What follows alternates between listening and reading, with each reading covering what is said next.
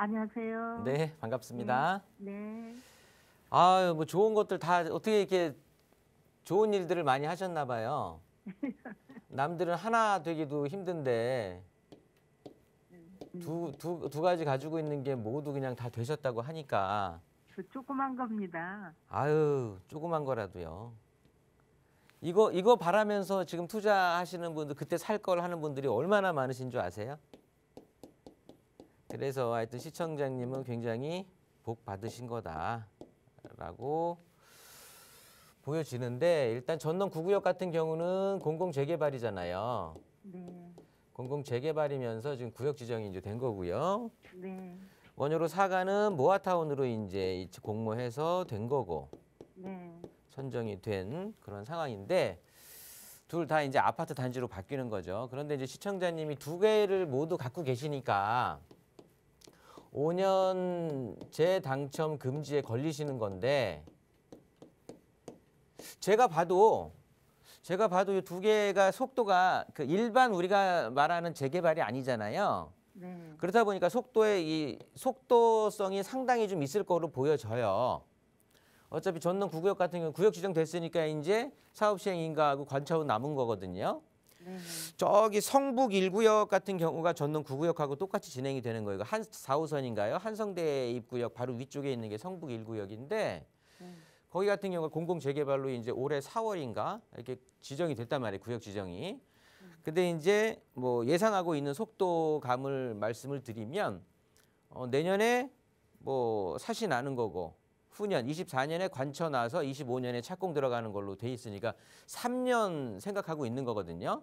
네, 그러니까 그 속도로 본다고 하면 뭐 전남 9구역도 크게 문제가 없다라고 해도 뭐 3년에서 5년 안짝이 될 건데, 그러면 뭐 당연히 걸릴 수밖에 없을 상황이 될 것 같아요. 둘 중에 뭐가 하나 된다고 하면. 일단은 근데 5년 재당첨 금지에 대해서 잘 모르시는 분들도 있는 것 같아서 잠깐 언급을 드리면, 일단 투기과열 지구에 해당이 돼야 돼요.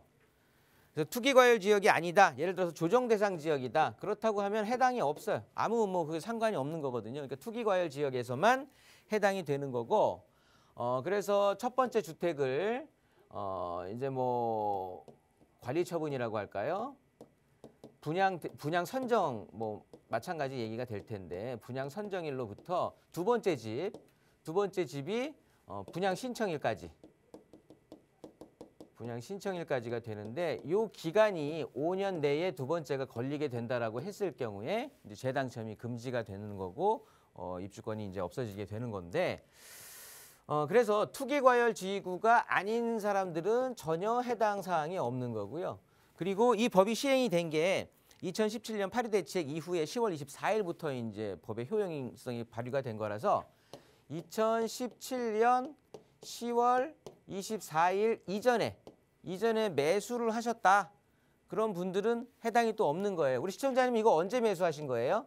2018년도였습니다. 아, 그러면 17년 넘어가서 사신 거네요. 예, 그러면 해당이 되실 거고, 그리고 뭐 당연하게 이 지역들이 기존에 진행이 됐던 거라서 관리처분 인가일이 파리 대책 이전에 최초 관리처분 인가가 났다라고 하면 해당이 안 되는데, 그런 지역들은 또 아니게 되는 거고 하니까, 일단 시청자님 같은 경우에는 5년 재당첨 금지에는 해당이 되는 거고, 제가 보는 견지에서는 일단 둘 중에 하나는 파셔야 더 안전하실 것 같고요. 분명히 걸릴 것 같거든요. 그렇게.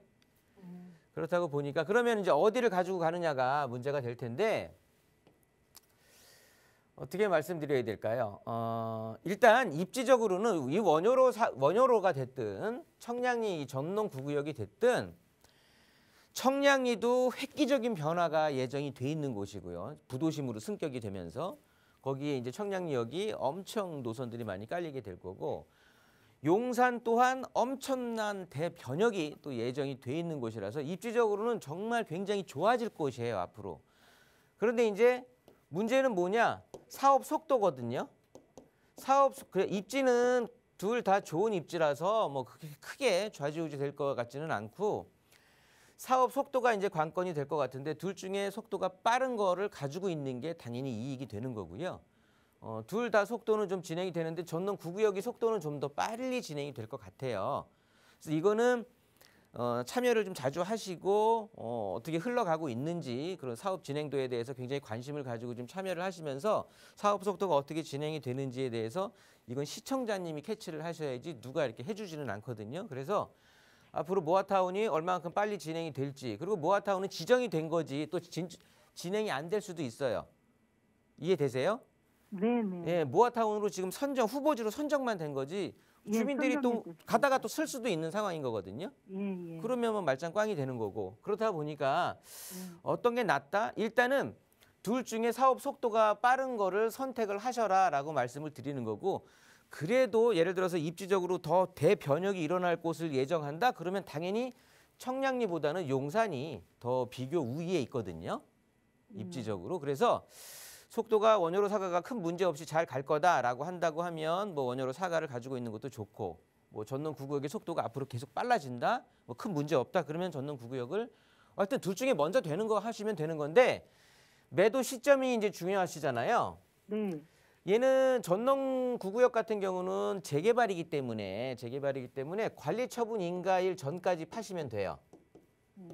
그래야 조합원의 지위가 양도가 될 수 있거든요.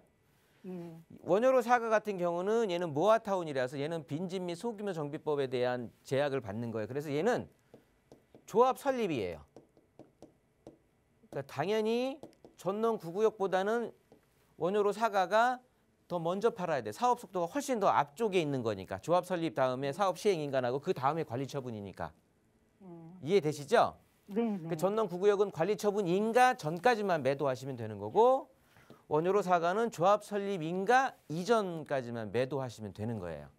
그러면 파시는데 전혀 문제 없고 그 안에 굉장히 많이 오를 것 같아요. 지금은 뭐 주택 시장이 그러니까 지어져 있는 아파트 같은 경우에 이제 영향을 받는 거고 특히나 저기 지방 쪽이라든가 수도권, 서울 외곽 지역부터 이제 그 여파가 좀 커지게 이제 다가오는 건데 기존에 지어진 아파트 가격들이 그 영향이 더 크게 받는 거지. 그래서 남아있는 지금도 제 이제 사무실로 찾아오시는 상담하시는 분들의 거의 대다수 그리고 굉장히 많은 분들이 수중에 돈들이 굉장히 많이 있으세요. 그래서 지금 여차하면 매수를 하려고 기다리시는 분들도 많이 계세요. 그러니까 돈이 많으신 분들이지 현금 동원력이 좀 있는 분들. 그래서 대출을 뭐 금리 높으니까 대출 활용하지 않고 그래서 상대적으로 대출을 활용했던 분들 같은 경우에는 변동금리를 대부분 하셨어 갖고 이 금리에 대한 압박 때문에 이제 매도를 고민을 하시는 건데 그런 것들 기다려서 나는 대출 받을 필요 없어라고 현금 갖고 있는 분들은 진짜 막 그 주워 먹게 하는 식으로 기다리고 계시는 분들이 있는데 아직은 뭐 때가 아니다 판단을 하시고 하는데 일단 제가 얘기하는 거는 지금 일반 주택들 지어져 있는 이 아파트들을 얘기하는 거고 이렇게 원효로 사과라든가 전동 9구역 같은 경우 지금 당장이 아니라 3년, 5년, 6년, 7년 뒤에 아파트로 지어지면서 그때 시장은 지금 시장이 유지된다라고는 볼 수가 없는 거거든요. 그리고 전체적으로 용산이나 청량역이 진짜 엄청나게 바뀔 거예요. 그렇게 된다라고 하면 우리 집이 아파트로 바뀌었을 경우에 시장도 당연히 생각을 하셔야 되기 때문에 그때 미래의 어떤 이익을 생각하기 때문에 지금 투자자들이 많이 붙을 거거든요. 그래서 시청자님은 아까 그래서 제가 서두에도 축하드린다고 말씀을 드린 게 이 원효로 사과나 전동 9구역 같은 경우는 가격이 떨어지지 않을 거예요. 오르면 올랐지. 그러니까 요 매도 시기는 잘 제가 말씀드린 요 시기 놓치지 마시고 매도를 하셔야 또 원활하게 이루어지니까 참고하시면서 어디를 매도할까요? 보다는 사업 속도를 먼저 챙겨라. 이렇게 답변을 드릴게요. 대표님, 그 관리처분 인가일 전이나 네. 조합 설립 인가일 전에 하나를 매도를 하면 네. 조합원의 자격은 그대로 넘어가면서 네. 우리가 나머지 하나 분양받는데 이상이 없다는 말씀이시죠? 네, 전혀 이상 없죠. 네, 네. 예. 먼저 하나를 받더라도 예. 먼저 하나가 그러니까 예를 들어서 원효로 거를 내가 아파트를 받았어요. 예. 분양 신청을 했어. 예. 관리 처분이 났어. 그런데 아직 전동 9구역이 관리 처분 인가 전이야. 그래도 그 관리 처분 인가 전까지만 팔면 된다고요. 네. 미리 1주택일 필요는 없다고요. 예, 감사합니다. 네, 이렇게 정리할게요. 예, 고맙습니다. 네.